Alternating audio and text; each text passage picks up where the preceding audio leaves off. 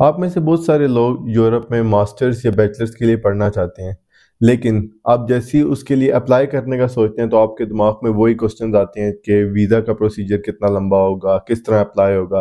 आपके दिमाग में एक स्ट्रेस क्रिएट हो जाता है, तो आप या फिर उसको कंटिन्यू नहीं करते, अप्लाई नहीं करते, या फिर आप कंसल्टेंट्स के पीछे भागते हैं। जब आप कंसल्टेंट्स के पीछे भागते हैं, एक तो वो आपको गारंटी नहीं करते कि वो आपको वीज़ा या एडमिशन लेके देंगे या नहीं, और उसके साथ साथ वो आपको हैवी अमाउंट चार्ज करते हैं। तो इस वीडियो में मैं आपको स्वीडन का एप्लीकेशन प्रोसेस डिटेल में बताऊंगा, वन बाय वन स्टेप।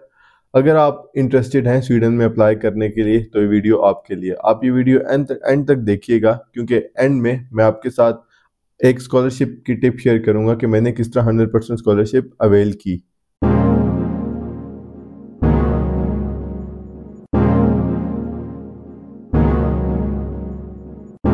अस्सलाम वालेकुम, मेरा नाम है मोहम्मद इरफान आबिद और आप देख रहे हैं फानिलिटिक्स। अगर आप मेरे चैनल पे रेगुलर व्यूअर हैं तो आपको पता होगा कि मैं इस किस्म की वीडियोस बिल्कुल भी नहीं बनाता, लेकिन मेरे से बहुत सारे दोस्त और बहुत सारे लोग सोशल मीडिया पे पूछते हैं कि आप अपना एप्लीकेशन प्रोसेस शेयर करें, आप अपने हमें गाइड बताएं कि किस तरह हम भी अप्लाई कर सकते हैं, किस तरह हम भी स्कॉलरशिप के लिए अप्लाई कर सकते हैं। तो अगर ऑनेस्टली मैं आपको बताऊँ तो बेस्ट तरीका आपका यही होता है कि आप खुद रिसर्च करें और खुद आप देखें चीज़ों को। कुछ भी मुश्किल नहीं होता, ईच एंड एवरीथिंग आप खुद कर सकते हैं। कंसल्टेंट के पास जब जाते हैं तो वो लोग भी कुछ भी नहीं करते, ए टू जी आपको खुद करना पड़ता है। एसओपीज आपकी वो आपसे लिखवाएंगे, आइट्स अगर आपने करना है तो आपको खुद जाके देना है। उसके बाद अटेस्टेशन डॉक्यूमेंट्स की जितनी भी होगी, जो मैं आपको आगे डिटेल में बताऊंगा, वो सब आपको खुद करानी पड़ेगी। और वो कुछ भी नहीं करते, लेकिन आपको लाखों रुपए चार्ज करते हैं। तो सबसे पहली चीज़ तो मैं आपको ये बताऊंगा कि मैं आपको इस वीडियो में आपको कोई ऐसी चीज़ नहीं बताने लगा कि मैं आपको ये कहूँगा कि यार आप मेरी वीडियो देखें और आपका हो जाएगा। मैं आपको ये बता सकता हूँ कि आप रिसर्च कैसे कर सकते हैं, मैं आपको प्रॉपर वेबसाइट बता सकता हूँ, मैं आपको अपना एक्सपीरियंस शेयर कर सकता हूँ कि मैंने किस किस तरह अपने स्टेप बाय स्टेप अप्लाई किया, और मैं आपको एक गाइड दे सकता हूँ। लेकिन रिसर्च और आपकी मेहनत अपनी होगी। मेहनत आपकी उस तरह इतनी नहीं है जितनी एक हवा बनी हुई है कि यार जब आप बाहर के लिए अप्लाई करते हैं तो आपका बहुत कोई बड़ा प्रोसीजर है। It's just a simple procedure. आप वन बाय वन स्टेप्स को फॉलो करें और आपको पेशेंट रहना है और कंसिस्टेंट रहना है अपनी मेहनत के साथ।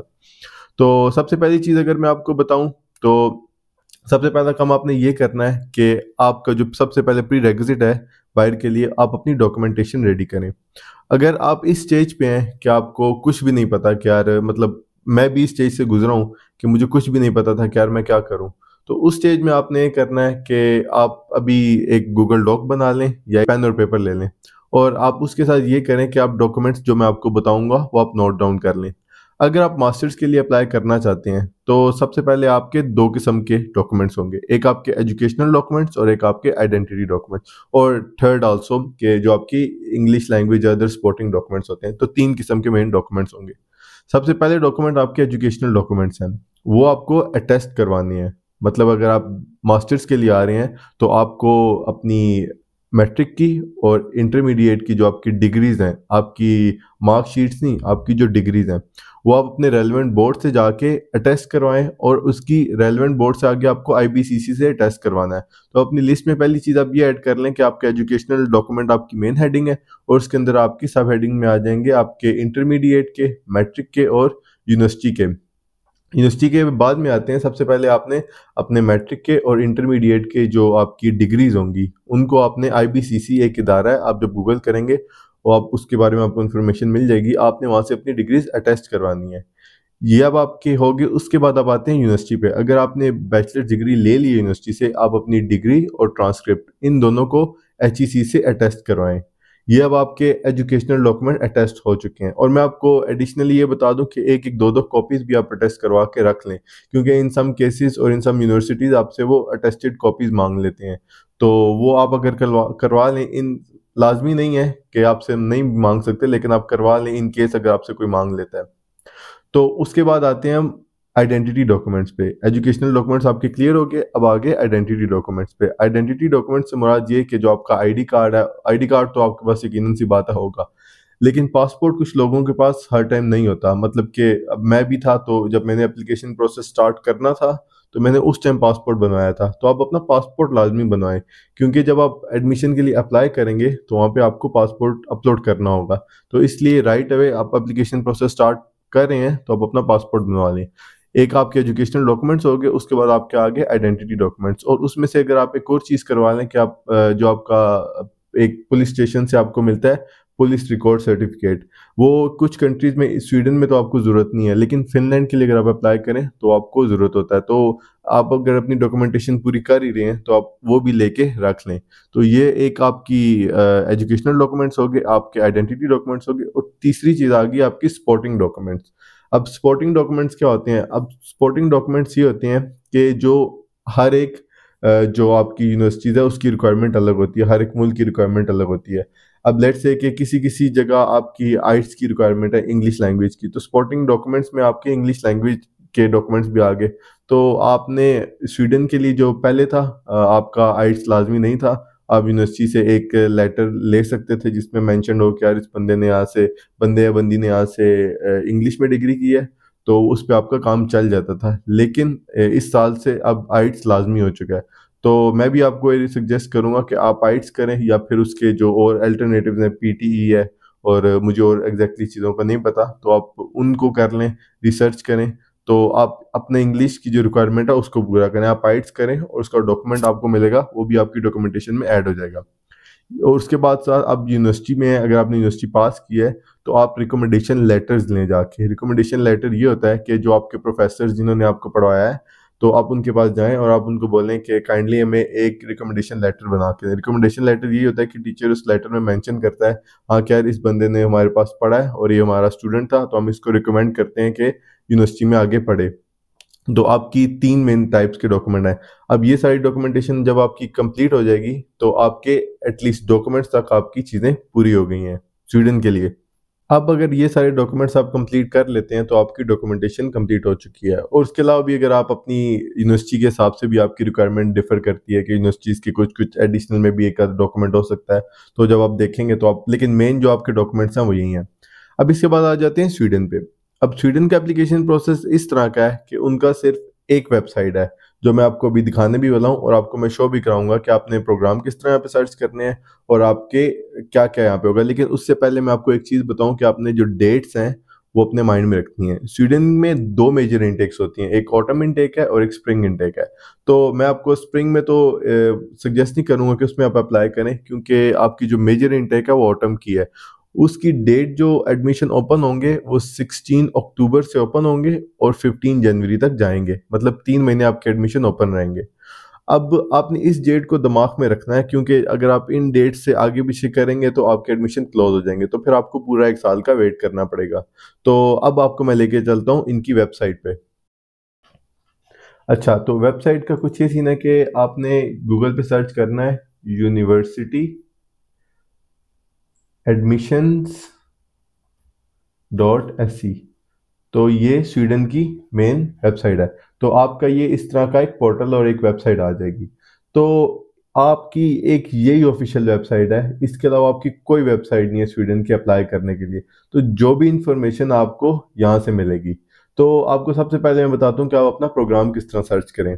आप उसके अलावा भी आप इस वेबसाइट को गो थ्रू कर लें, चीज़ों को देख लें कि क्या चीज़ किस तरह होती है, यहाँ पे सब कुछ मेंशन है। लेकिन सबसे पहली चीज़ आपको मैं बताऊंगा कि आपने, लेट्स से कि आपने अपना प्रोसेस अभी स्टार्ट किया है, तो आप सबसे पहले अपने प्रोग्राम देखें कि कौन कौन से प्रोग्राम ऑफर हो रहे हैं आपकी फील्ड में और कौन कौन सी यूनिवर्सिटीज ऑफर कर रही हैं, और मैं आपको बताऊंगा कि आप किस तरह सर्च कर सकते हैं।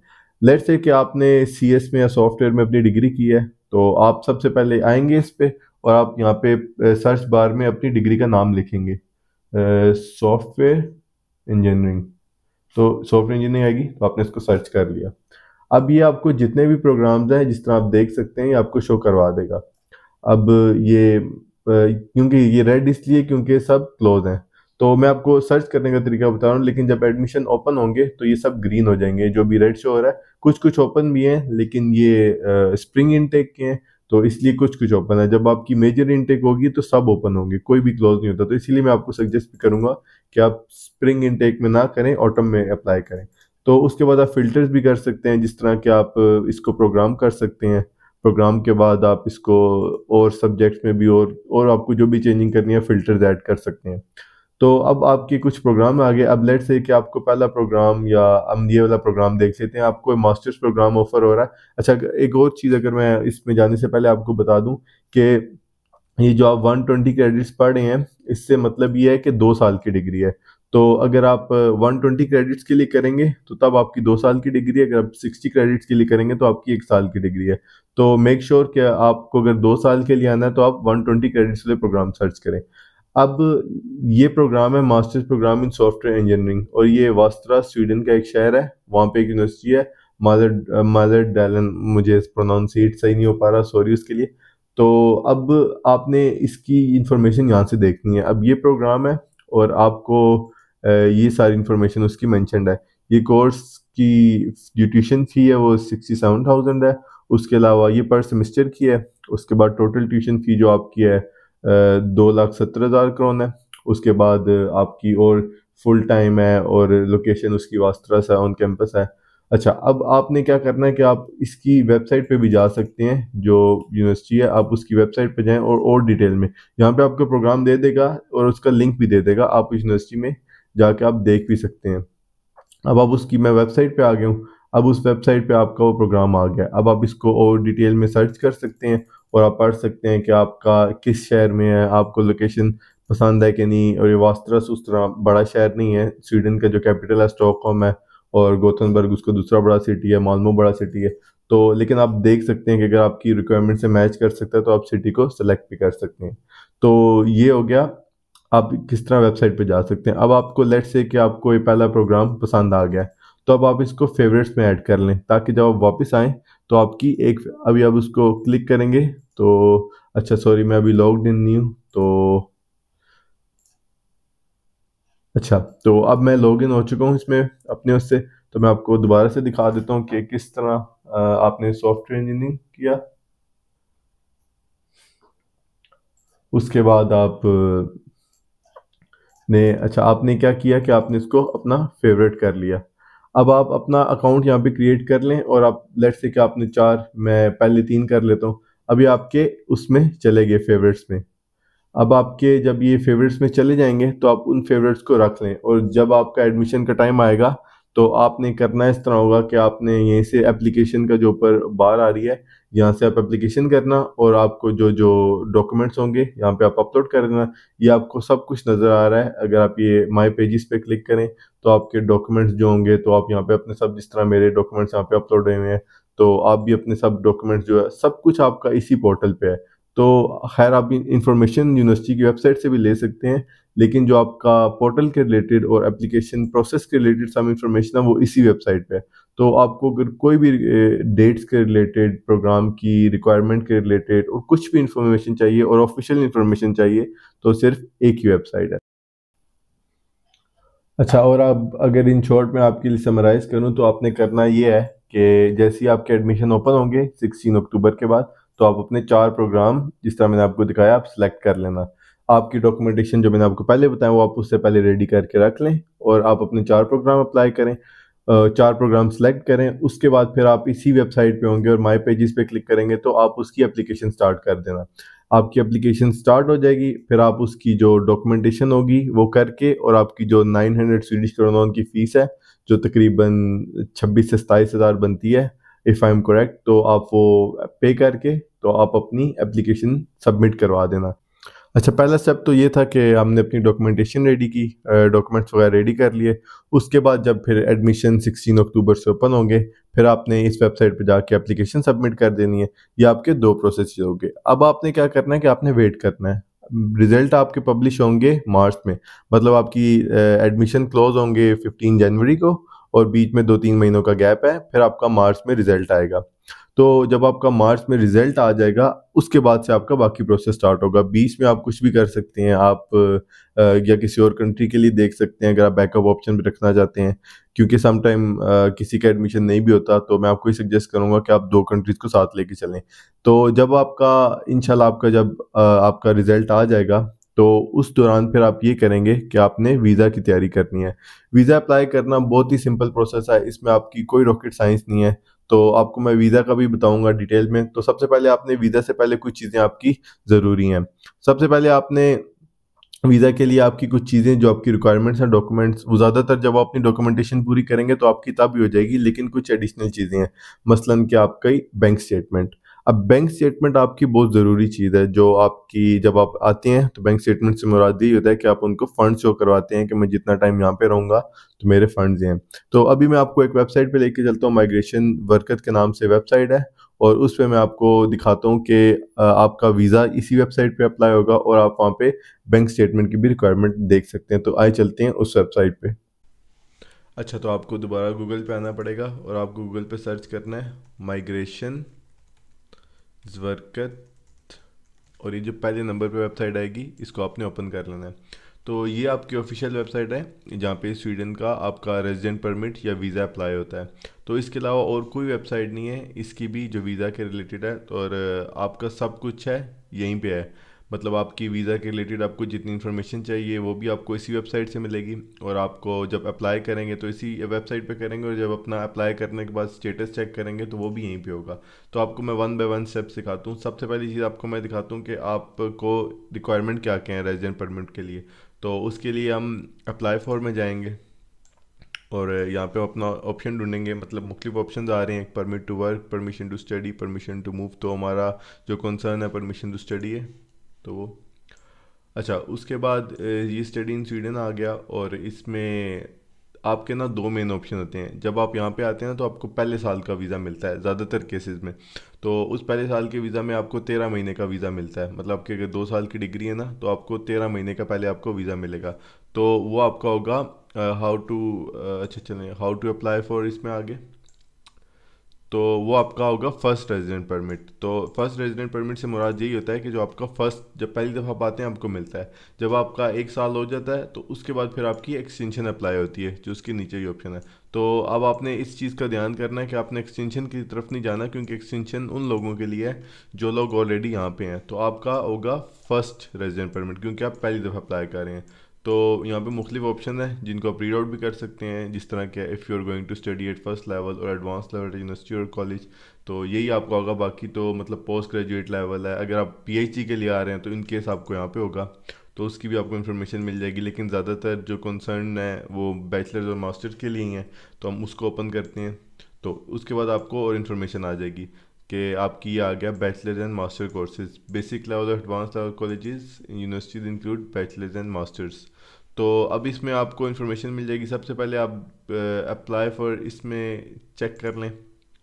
तो अच्छा, अब इसमें आपको इन्फॉर्मेशन मिल जाएगी कि आपकी रिक्वायरमेंट क्या क्या है। तो आपकी ये in order to apply for resident permits you need, आपको कॉपीज़ ऑफ पासपोर्ट चाहिए, जो मैंने आपको स्टार्टिंग में बता दिया कि आपको पासपोर्ट चाहिए होगा इनिशियल डॉक्यूमेंटेशन में।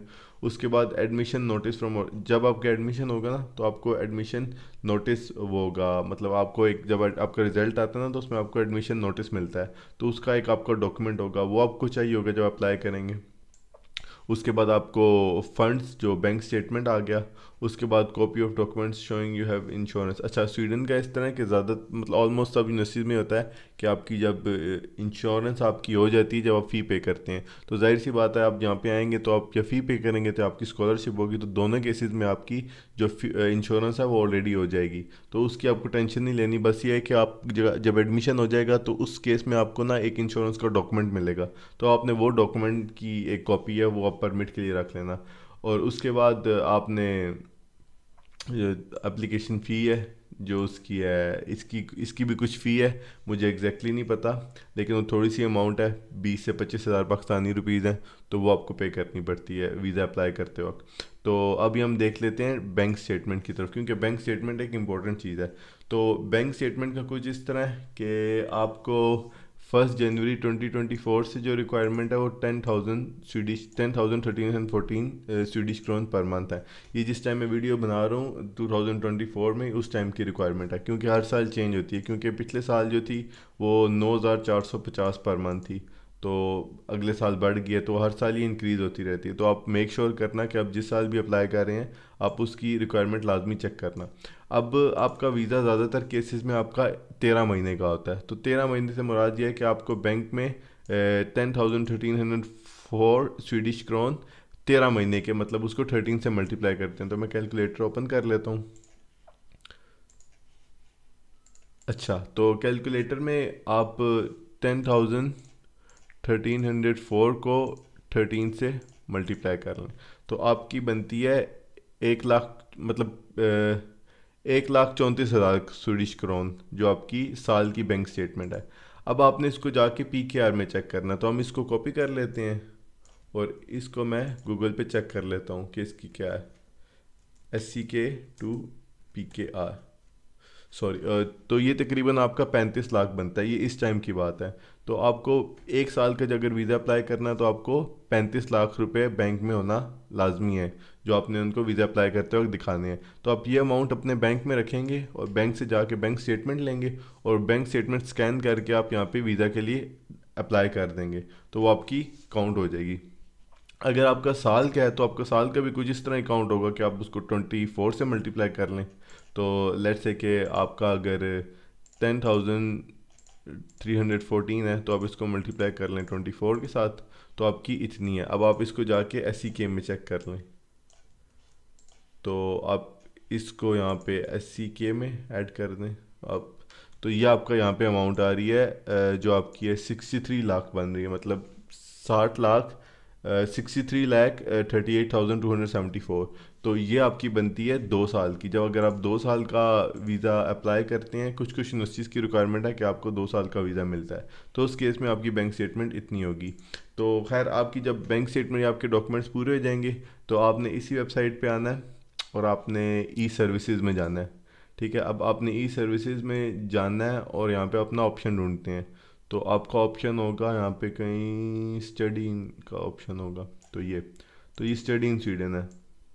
तो आपका resident permit for higher education, क्योंकि अगर आप मास्टर्स के लिए हैं तो आप यहाँ पे हैं, और अगर आप इन केस आपकी ऑलरेडी फैमिली है यहाँ पे और एक्सटेंड टू परमिट है, तो ये आपके ऑप्शन, अगर पहली दफ़ा कर रहे हैं तो आपका ये ऑप्शन होगा ई सर्विसेज का। अच्छा, अब यहाँ पे आएंगे तो आपका अपना यहाँ से फिर यूज़र नेम एंड पासवर्ड, तो फिर आप इधर से अपना अकाउंट क्रिएट कर लेंगे। तो इसके आगे मुझे वीज़ा अप्लाई करना पड़ेगा मुझे एक, तो इसलिए मैं इसके आगे आपको नहीं दिखा सकता, लेकिन मैं आपके लिए ये कर सकता हूँ कि हमारे एक बहुत ही डियर मसूद भाई हैं, अगर आप उनको फॉलो नहीं करते तो मैं उनके बारे में आपको बता भी देता हूँ कि उनके बहुत सारे ग्रुप्स हैं जो स्टूडेंट्स को हेल्प आउट करते हैं स्वीडन के सारे प्रोसेसेस में। तो उनका यूट्यूब चैनल भी है, तो मैं उनके यूट्यूब चैनल की वीडियो का लिंक ऐड कर देता हूँ, जिसमें उन्होंने वीज़ा की जो इसके बाद का प्रोसेस है, जिसमें आपका 1 बाय 1 क्वेश्चन आता है, तो उसकी वीडियो है कंप्लीट में। तो मैं उनका लिंक ऐड कर लेता हूँ। तो जब आप अगले स्टेज पे जाएंगे, जब आप ईच एंड एवरी क्वेश्चन पे आएंगे कि किस तरह फिल आउट करना है अपने वीज़ा का फॉर्म, तो आप वो वीडियो चेक कर लेना। वीज़ा अप्लाई करने के बाद आपका अगला प्रोसेस है वो है वेट। आपने वेट तब तक करना है जब तक आपको एम्बेसी या उनकी कॉन्सुलेट ऑफिशियली आपको कांटेक्ट नहीं करेगी। थोड़ा सा ट्रिकी पार्ट स्वीडन का ये है कि स्वीडन का 2023 में उनकी जो एम्बेसी इस्लामाबाद में ऑपरेट कर रही थी वो बंद होगी। जिस तरह आपको पता भी है कि एक प्रोटेस्ट स्वीडन में एक वाक़या हुआ था, उसके बाद पाकिस्तान में प्रोटेस्ट शुरू हुए थे और उसके बाद स्वीडन ने अपनी एम्बेसी क्लोज कर दी। उसके अल्टरनेटिव में जो स्वीडन की एम्बेसी है वो अदीस अबाबा शिफ्ट हो चुकी है, जो इथोपिया का कैपिटल है। और जो लोग भी अपने एम्बेसी में जाते हैं तो उनको अदीस अबाबा जाना पड़ता है, और मैं भी गया था।